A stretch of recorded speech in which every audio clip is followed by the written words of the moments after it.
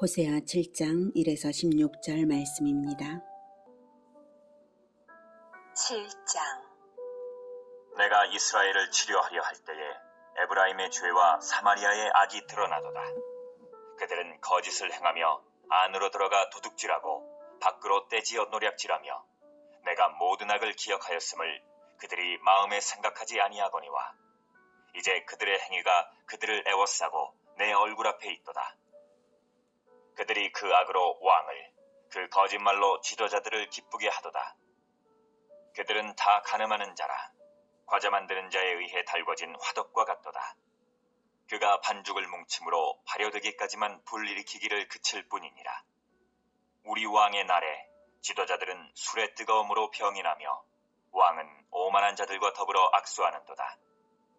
그들이 가까이 올 때에 그들의 마음은 간교하여 화덕 같으니 그들의 분노는 밤새도록 자고 아침에 피우는 불꽃 같도다. 그들이 다 화덕같이 뜨거워져서 그 재판장들을 삼키며 그들의 왕들을 다 엎드러지게 하며 그들 중에는 내게 부르짖는 자가 하나도 없도다. 사랑하는 형제 여러분, 1월 28일 토요일 저녁 목상에 오신 것을 환영합니다. 호세아의 세 번째 설교가 진행 중입니다. 6장에서 시작된 설교였죠. 6장에서는 6장 6절에 나는 인애를 원하고 제사를 원하지 아니하며 번제보다 하나님 아는 것을 원하노라 하셨지만 그러나 이스라엘은 제사는 하면서도 인애는 버린 그러한 삶으로서 제사장들이 살인을 저지르기까지 하는 그러한 작태를 지적했습니다. 얼마나 변질되었는지 인애라는 것을 찾아볼 수 없을 뿐만 아니라 오히려 파괴하는 무법천지 북이스라엘입니다. 그래서 본장 7절까지는 선민의 도덕적 타락과 사회적 불의의 근본 원인이 바로 이웃에 대한 인애의 결핍에서 비롯되었음을 지적하고 있습니다. 1절 내가 이스라엘을 치료하려 할 때에 에브라임의 죄와 사마리아의 악이 드러나도다.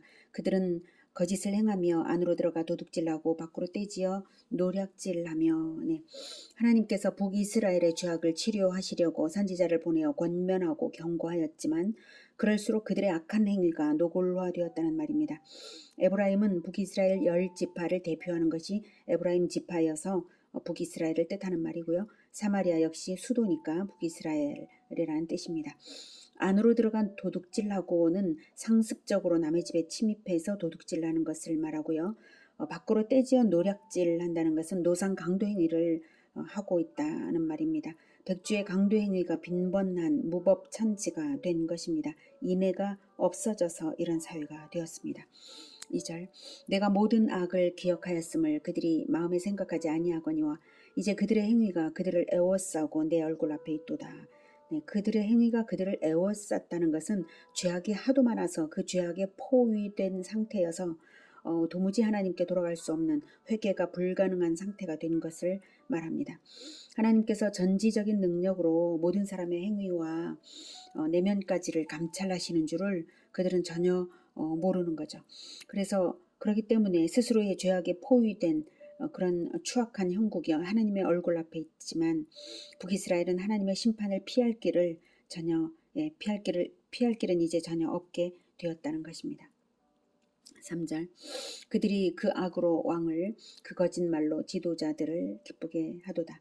아랫사람들의 악과 거짓말이 왕의 기쁨이 되고 지도자의 기쁨이 된다는 것은 이미 부패할 대로 부패한 그러한 사회상이죠. 멸망으로 달려가는 것입니다. 4절 그들은 다 가늠하는 자라 과자 만드는 자에 의해 달궈진 화덕과 같도다. 그가 반죽을 뭉침으로 발효되기까지만 불일으키기를 그칠 뿐이니라. 화덕은 북이스라엘 백성들의 마음을 화덕에 비유한 것입니다. 달궈진 화덕처럼 정욕과 탐심으로 달궈져서 언제든지 빵을 구워낼 수 있듯이 악한 마음을 행동화할 준비된 상태에 있다는 것입니다. 5절 우리 왕의 날에 지도자들은 술의 뜨거움으로 병이 나며 왕은 오만한 자들과 더불어 악수하는도다. 우리 왕의 날이란 왕의 대관식을 말하고요. 이런 날은 왕국을 보호하시는 하나님께 감사하며 왕국의 미래를 위해 간구하는 중요한 날인데요.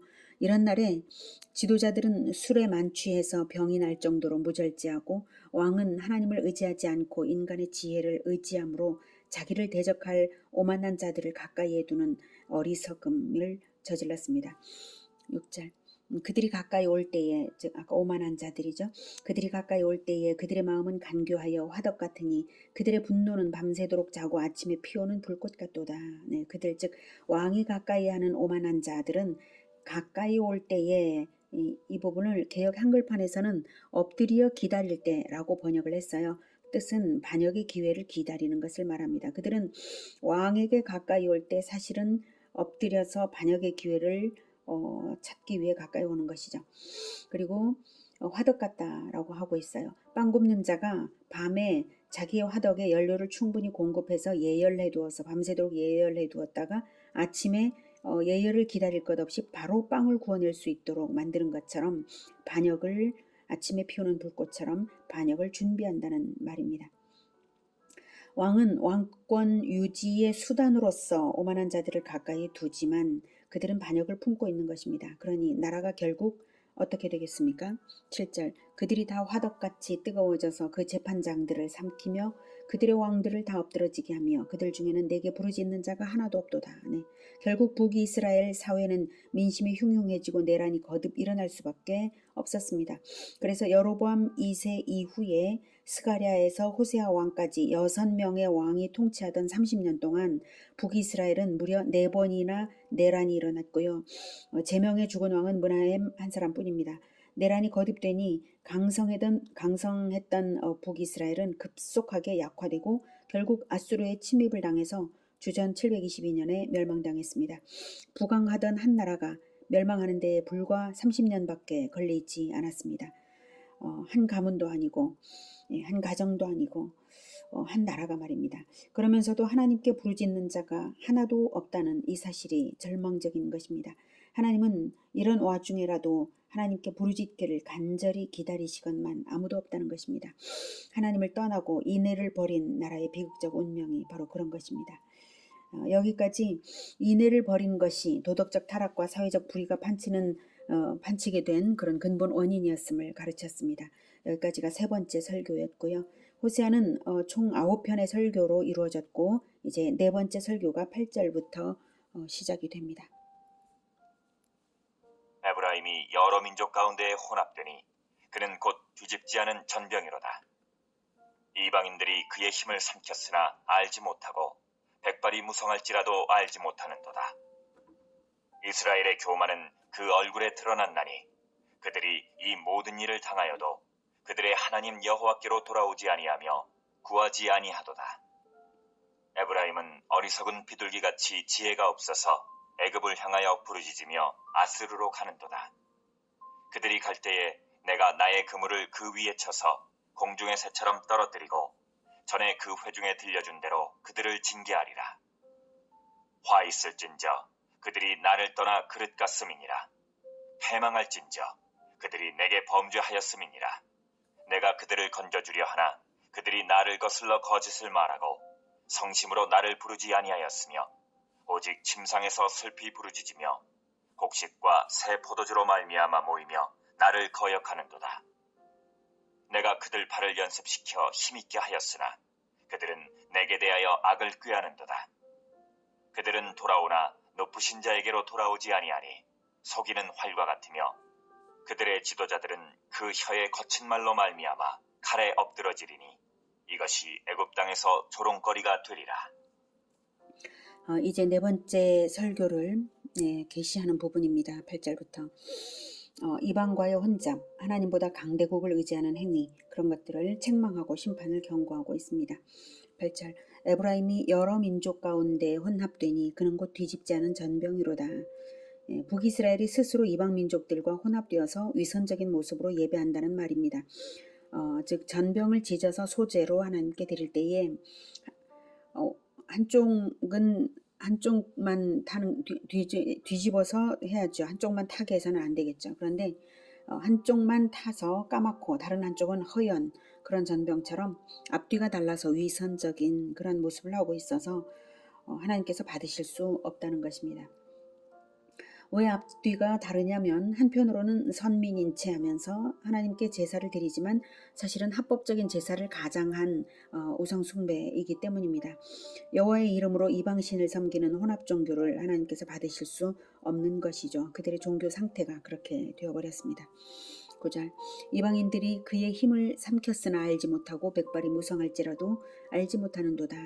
네, 이방신을 섬길 때부터 이미 북이스라엘은 구분이 다 한 것입니다. 이방신에게 먹힌 것이니 그렇죠. 예. 그럼에도 알지 못하고요. 백발이 무성한 어른들까지도 알지 못하여서 깜깜한 사회니까 아무도 자기들의 처지가 어떠한지 가르쳐줄 자도 없고 대안을 제시할 자도 없습니다. 10절 이스라엘의 교만은 그 얼굴에 드러났나니 그들이 이 모든 일을 당하여도 그들의 하나님 여호와께로 돌아오지 아니하며 구하지 아니하도다. 그 지경이 되어도 교만한 얼굴이고 하나님께 구할 생각도 안 하니 이제는 최종 멸망만을 남겨두었습니다. 11절 에브라임은 어리석은 비둘기같이 지혜가 없어서 애굽을 향하여 부르짖으며 아수르로 가는도다. 네. 비둘기는 단순해서 눈앞에 먹이를 찾다가 새 잡는 그물을 보지 못하고 잡히죠. 그처럼 이스라엘은 당장의 위기를 넘어서고자 친아수르 정책이나 친애굽 정책을 펼쳤지만 애굽에 배신당하고 아수르에게는 멸망을 당한 것입니다. 12절 그들이 갈 때에 내가 나의 그물을 그 위에 쳐서 공중의 새처럼 떨어뜨리고 전에 그 회중에 들려준 대로 그들을 징계하리라. 네. 애굽이나 아수르의 구원을 요청할 때에 그것은 곧 하나님이 징계하시기 위해 쳐놓은 그물처럼 작동해서 결국 제 꾀에 제가 빠져서 그물에 걸려 자유를 잃은 새처럼 될 것이라는 말씀입니다. 전에 그 회중에 들려준 대로 그들을 징계하리라는 어떤 특정한 한 말씀이라기보다는 줄곧 선지자들을 통하여서 경고를 하신 모든 말씀을 가리키는 것입니다. 13절 화 있을진저 그들이 나를 떠나 그릇 같음이니라 패망할진저 그들이 내게 범죄하였음이니라 내가 그들을 건져주려 하나 그들이 나를 거슬러 거짓을 말하고 성심으로 나를 부르지 아니하였으며 오직 침상에서 슬피 부르짖으며 곡식과 새 포도주로 말미암아 모이며 나를 거역하는도다. 네, 하나님이 구원해 주시고 싶으시나 구원하실 근거를 하나도 갖지 않는 이스라엘입니다. 제멋대로 방탕의 길을 가고 하나님께 거짓말을 하고 성심으로 구원을 간구하지 않고 그저 곤경에 대해 하나님을 원망하는 통곡을 할 뿐이고 먹고 마시는 세속적 즐거움을 위해서는 모여서 하나님을 거역하는 짓은 할지라도 회개운동 같은 거는 버리지 않는 그러한 자들입니다. 15절 내가 그들 팔을 연습시켜 힘있게 하였으나 그들은 내게 대하여 악을 꾀하는도다. 네. 그들 팔을 연습시켜 힘있게 했다는 것은 북이스라엘을 경제적 군사적으로 강하게 하신 분은 하나님이신데 은혜를 원수로 갚는 이스라엘입니다. 16절 그들은 돌아오나 높으신 자에게로 돌아오지 아니하니 속이는 활 같으며 그들의 지도자들은 그 혀의 거친 말로 말미암아 칼에 엎드러지리니 이것이 애굽 땅에서 조롱거리가 되리라. 네. 속이는 활과 같다는 말은 관역을 맞추지 못하고 빗나갔다는 말입니다. 곤경에 처하여서 신에게 돌아오나 진정 높으신 자 하나님께 돌아온 것이 아니라 우상을 찾았다는 것이죠. 북이스라엘의 지도자들은 그 혀의 거친 말로 말미암아 아수르의 침입을 당하자 하나님을 원망하고 저주한 것이죠. 그들 스스로 자기 입으로 패망을 더욱 자청한 꼴이죠. 그래서 칼에 엎드러지리니 무참하게 아수르군에게 살육당할 것을 말합니다. 애굽 땅에서 조롱거리가 되리라. 북이스라엘이 애굽과 동맹을 맺음으로써 애굽이 자기들을 도와줄 것이라고 생각했지만 아수르가 북이스라엘을 침략했을 때 애굽은 그저 지켜보기만 한 사실을 예언한 것입니다. 이 예언은 열왕기하 17장 4, 5절에서 그 실현이 된 것이 나오는데요. 제가 읽어드리겠습니다. 그가 애굽의 왕 소에게 사자들을 보내고 해마다 하던 대로 아수르 왕에게 조공을 드리지 아니하매 아수르 왕이 호세아가 배반함을 보고 그를 옥에 감금하여 두고 아수르 왕이 올라와 그 온 땅에 두루다니고 사마리아로 올라와 그곳을 3년간 애워쌌더라. 네, 그 3년 동안에 애굽은 도와주지 않았다는 것이죠. 이처럼 북이스라엘이 하나님보다 더 의지하는 것들이 아무 소용 없었던 것입니다. 오늘은 인애를 버림으로써 불의한 사회상이 된다는 것과 하나님께 온전하지 못하여서 인본주의적이고 혼납 종교가 되어버린 것으로는 하나님께 긍휼을 얻지 못함을 알게 되었습니다. 이웃에게 인애하는 것이 사회를 인애하게 하고 하나님께 인애를 얻는 것이고 세상 눈치 안 보고 하나님을 최고로 섬기는 것이 가장 안전하고 보장된 길입니다. 하나님께 마음을 낮춰서 이웃에게 인애하고 하나님을 최우선으로 섬기는 우리 모두가 되기를 기원합니다. 기도하겠습니다. 하나님, 인애하신 우리 아버지, 하나님의 자녀들에게 인애를 나타내기를 간절히 기다리시고 또 곤경에 처했을 때 하나님께 부르짖기를 간절히 기다리시는 인애하신 아버지십니다. 하나님, 우리가 우리 아버지를 닮아서 이웃에게 인애할 수 있도록 도와주시옵소서. 우리가 그렇게 하겠습니다. 그리고 우리가 늘 오직 하나님을 의지할 수 있도록 세상 눈치 안 보고 하나님을 의지하면서 모든 일에 성공하고 승리할 수 있도록 주님 도와주시옵소서. 우리가 연약한 줄을 하나님께서 아시오니 우리가 넘어지더라도 곧 일어날 수 있도록 일으켜 주시고 붙들어 주시며 오직 주님을 의지하여 끝까지 승리하게 하여 주시옵소서. 이 사회가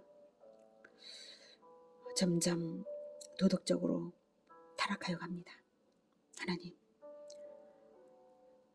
세상을 본받지 않고 오직 우리는 우리 주 예수 그리스도만을 본받으며 갈 수 있도록 도와주시고 우리로 인하여서 많은 사람들이 구원받게 하여 주시어서 이 사회도 하나님 구원하여 주시옵소서. 예수 그리스도 이름으로 기도드립니다. 아멘. 이어지는 시간은 개인 기도 시간입니다.